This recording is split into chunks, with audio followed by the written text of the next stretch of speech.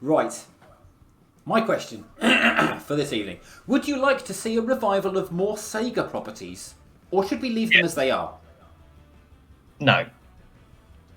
We should have more Sega properties. There's loads of Sega properties that have not been used for a long time. But is it bad though? Because quite often, or at least historically, a lot of Sega properties that they have brought back have been rubbish. Like Golden Axe they tried to reboot, it was naff. Streets of Rage did very well, but that's because they've made it literally like the old games. Do we want it? I do, because I like Nintendo's franchises and how they keep them going with different gimmicks and stuff like that. And I think there is many.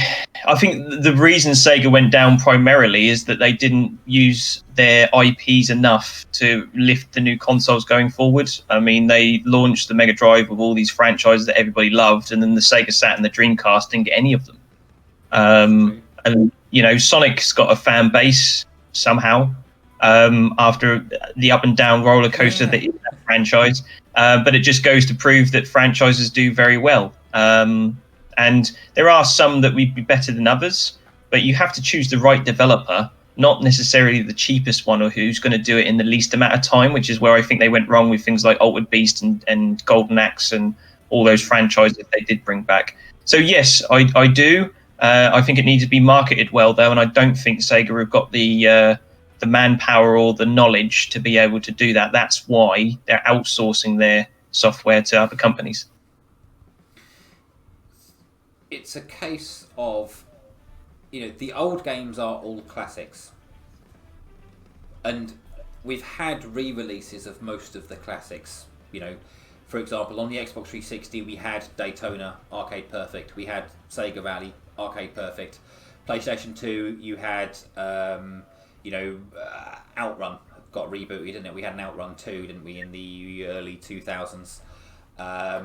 Streets of Rage, literally until last year, we had nothing for 20, 25 years. Golden Axe had like a NAF game on the 360 or PS2 era kind of thing, didn't they? But yeah, there are so many Sega properties that have yet to be mined. Are you an arcade player, really, Ash? You're not, are you? I don't think. I would like to point out that the only arcades I've been to are the ones that are like at the seaside that aren't a real arcade. So no, I just play them, or I would play them in the Yakuza games if I enjoyed any of Sega's properties that appear in those games. But like my thoughts on this are the same as reboots and remasters. Like, just make something new and make it good, instead of being like, oh, let's just release another Shenmue or whatever. I think that's a good example, though, of needing a balance. So I don't mind remakes and remasters and continuing franchises.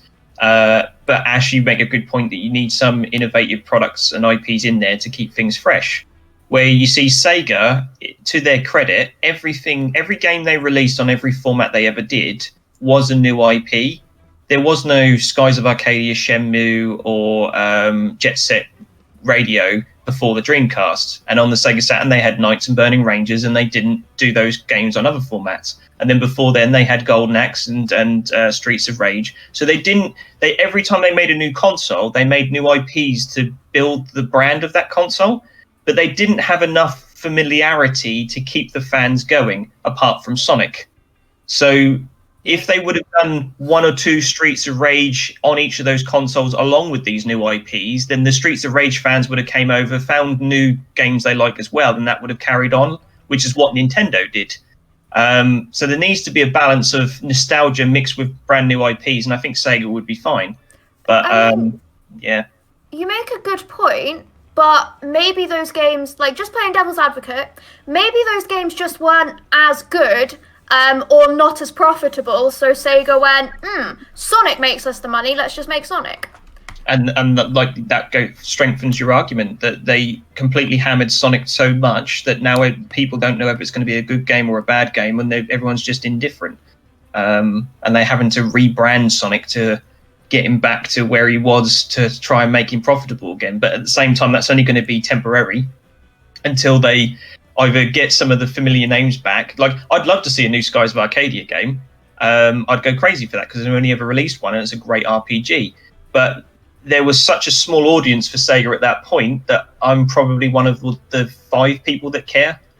And that's where these problems will come from.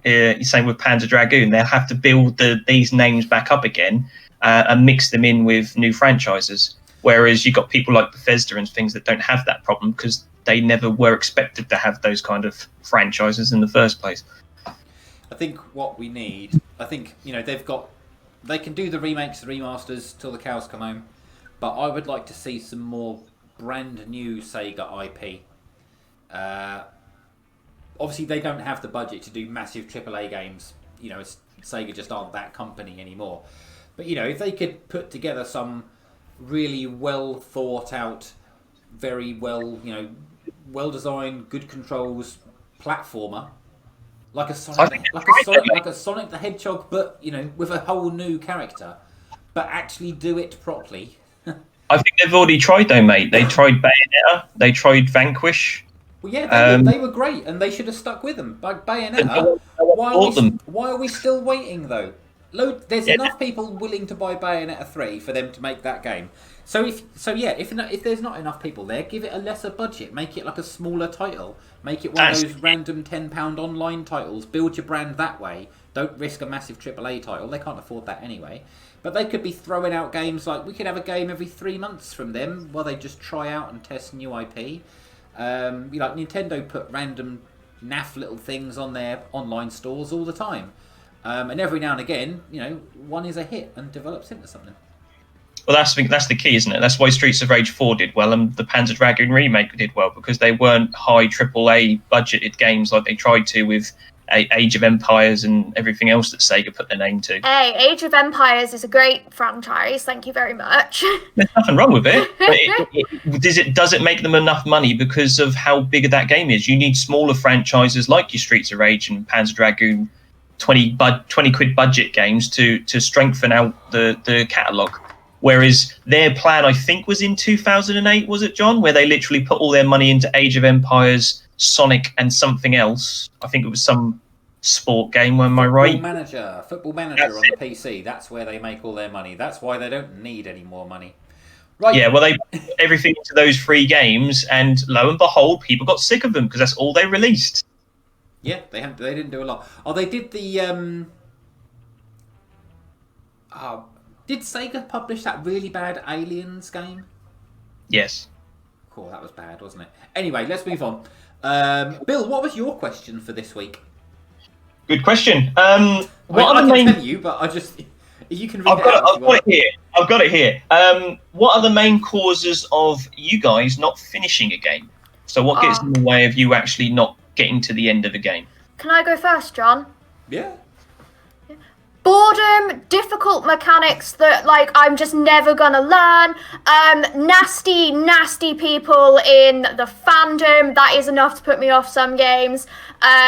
General people just being like, you need to play it this way and this is the only way to play it. That puts me off. I don't like anything that is like... So if you pick up a game and you're not hooked in the first hour, I'm not going to sit and play 40 more hours of that game to see if I like it. I'm not a fan of playing games that are too repetitive, but there's a balance there. If it's got a good enough story, then I'll finish it. I have a huge long list of things, basically, because I'm so picky. I'm so picky with my games. And I realised really, really, when I was maybe 15, so 10 years ago, that I was never going to be able to play every single game I wanted to play. So you have to make snap decisions. It's the same with I'm never going to be able to watch all the anime I want to watch. I'm never going to be able to read all the books I want to read. So it's snap decisions. So yeah, if I don't enjoy a game after 10 hours, I'm not going to finish it. If the fandom are horrible, I'm not going to finish it either. They're the main two. That's fair enough point. Go on in, John. I will know after playing a game for about 10 minutes whether it's a game that I'm going to stick with and play through to the end, or whether I'm going to give up. I don't play half a game and then just forget about it or move on. I either play it for 5 minutes and go, yeah, I'm into this, I want to find out more, and I will carry on, and then I'm committed at that point. From the beginning, I'm going to go to the end, or I give up really early. But one thing that I really have found is if I haven't paid money for this game, I find much less... I'm much less committed to wanting to finish it. That's interesting. As in, if I've spent 50 quid on a game and I play it and it's a 7 out of 10, not a 9 out of 10 like I was expecting, I will still play that through and see it through to the end because I've spent money on it and I want to get my money's worth. Whereas if it's something, say, to use Game Pass again as an example, I've got 200 games for free on Game Pass and I have downloaded 10 of them, try them out for 5 minutes, and if it doesn't grab me, that's it, it's done. And I don't feel any remorse about that because I haven't paid any money. But But you do pay for Game Pass. Of course, yes. Obviously, you know, you pay your whatever it works out as, like 80 quid for a year or whatever it is. It's more the feeling of it, isn't it? The more the fact that you've handed over cash knowledgeably. Yeah, but then I do that. But then I'll only buy a game if I am excited enough about that game. So I go into it with that preconception of it being good. But if it's a game that I know, you know, I'm not going to be any worse off if, you know, I'm not going to have wasted my money if I give it a go and don't like it, that I've got no incentive necessarily to finish. It's very rare that a game crosses my path that I wasn't really aware of or had any sort of, you know, previous desire to play that I then go, oh wow, this is great, and then I stick with it forever and ever. But generally, if I play a game, I'll always see it through to the end. But I don't play lots of games at once. So I never play more than 2 games at any one time. I generally flip between one or another. Do you not get bored though? Like I have to have like an ongoing, really story-heavy game. Like if I'm big on gaming, if I'm in that phase, I have to have like a really story-heavy game, but then something a bit chiller as well, like Animal Crossing or Picross, and then I have the MMO in the background as well. Because if I stick with one game, I get bored. Yeah, but then I probably just have ADHD. So. But then I just move to something else that's not a game. I'll move on to, you know, a film or a TV series or whatever.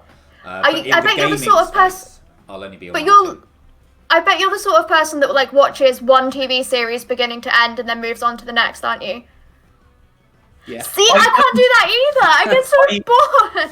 I do that with TV shows, but I'm like you with games, Ash. So when I'm watching like a TV show, I'll have to watch that one thing all the way through, or an anime all the way through before I watch something else, because otherwise I lose track of like key plot points. But when I'm playing video games, I'll have a fighting game on the go that I'm trying to learn. I'll play like a big story game, and then maybe like a platformer that doesn't really have story as a main focus. Yeah. Or maybe a handheld game instead of that. So I've got like something else on the go with that. But there was a lot of the points you guys have mentioned are very similar to mine, as plus with a few that I'm not going to bring up now because that's a later question I'd like to do for another week. But the additional ones that I've got here are empty worlds. So there for a long time, big open worlds was a selling point, but if you had nothing to put in them, it's nothing more than a big put off for me just to walk around on a horse or, ride around on a horse or drive a car in an empty world with nothing in it. That really puts me off. Poor pacing and traveling mechanics as a whole. So if your way of getting around the world is really dull, so you can see a pattern forming here. Long tutorials, I think you mentioned, didn't you, Ash?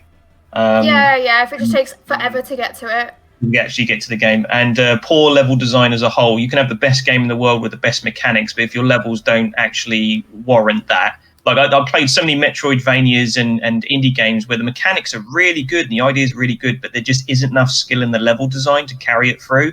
So by the end of the game, I'm kind of like, I've seen everything this game has to offer. The only thing I'm doing now is just living out the game time, and it's a bit dull, so I'll switch it off then.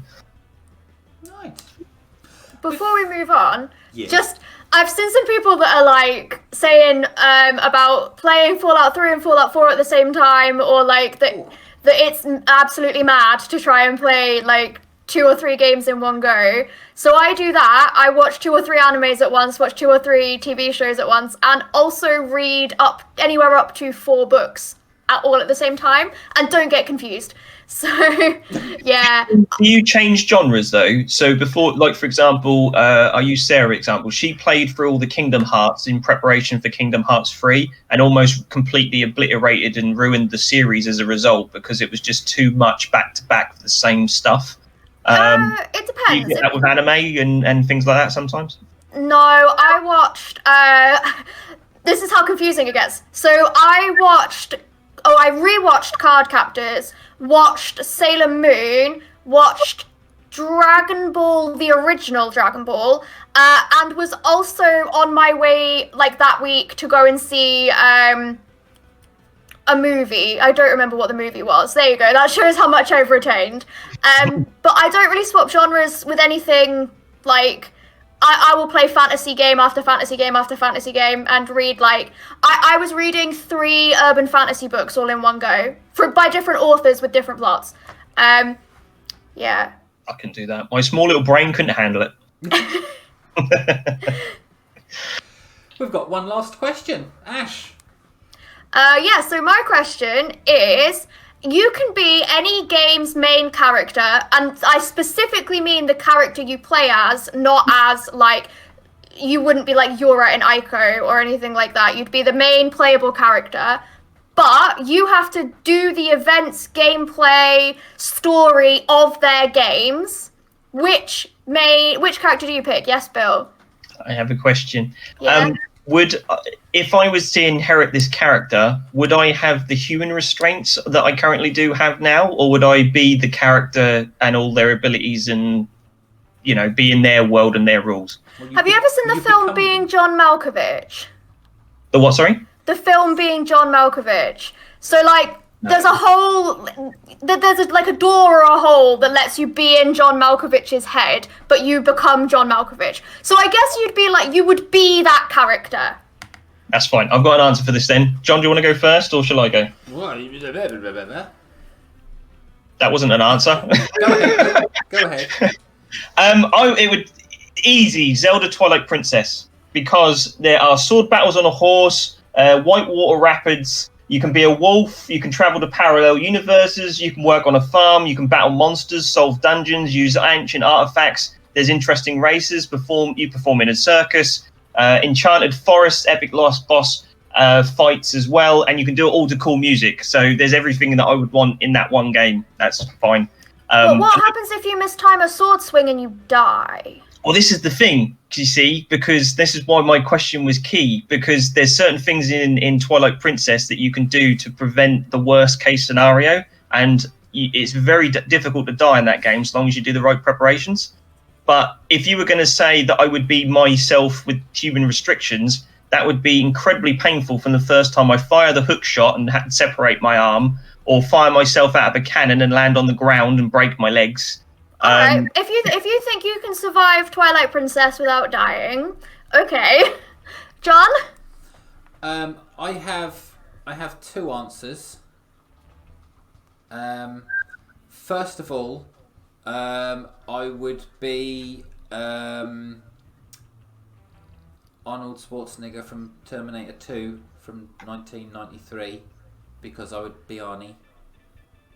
And my other one is a cheat answer, if that first one isn't, but I would be Mario, because then I'd be able to do everything, because Mario is in all different genres of games, and it would allow me to go on long sprawling adventures like Super Mario RPG. I'd be able to obviously like jump really high. I'd know how to do plumbing. I'd be really good around the house, you know, all that sort of stuff. I would also be very good at golf. I would be good at tennis. You'd be a doctor. I'd be good at football. I'd be a doctor. I would be able to do go-karting, racing, obviously. And you'd also die if you touched a particular plant twice. This is the difficult thing about this. I could get big with mushrooms. You can do that anyway, John. So does that mean, by the rules of what's going on, and maybe I'm overthinking this, I'm completely happy with that, that there would be like 128 Johns, so when one John died, there'd be other Johns that would take his place, or would that mean that it would still be the same John constantly? I would be omnipresent, Bill. You wouldn't even know which one was the real me. Provided that you didn't run out of lives. That's alright, because in certain games I have infinite lives. Okay. Would you like to know who I would pick? Yes, please, Ash. Please. The villager from Animal Crossing. I get to chill on an island away from everybody else. There's no prerequisite to you have to run Grandpa's farm for 3 years. Don't mess that up. I can own a house with a no-interest mortgage that I can pay off whenever I want. And I can, like, extend my house 4 times, again, by taking a no-interest loan that I can pay off whenever I want. It's the millennial dream. Under the constant evil overlord look of Tom Nook as he... Tom Nook's not that bad. He's fine. He's not that bad because... Keep up your payments. It will leave you alone. It's not... Well, the thing is, no, because he doesn't repossess your house if you miss a payment. The currency that he accepts loans in, or that he gives loans in and accepts payments in, is the currency you make from selling whatever garbage you find around your island to his nephews or sons or whatever the Nooklings are in the shop. It's a self-fulfilling economy, and you don't even die. Like, you get stung by a wasp twice, you just pass out, and the villagers take you back to your house. I mean, you are Wasps are the biggest, like, danger. But you are stuck on an island forever. Yeah. Yeah, the implication is that you think I wouldn't enjoy that. I'm stuck on an island forever, surrounded by cute animals that all live in their own little themed houses. Yes, please. That sounds alright then. Only One Twitching's got a good point. Only One Twitching would be the main character from Sim City, as in the character you play. Yeah, you would literally run a city. Although, but what if you went bankrupt? Well, that's the thing, because I got fired after 5 years in my SimCity stream that I did, week before last. So, hey-ho.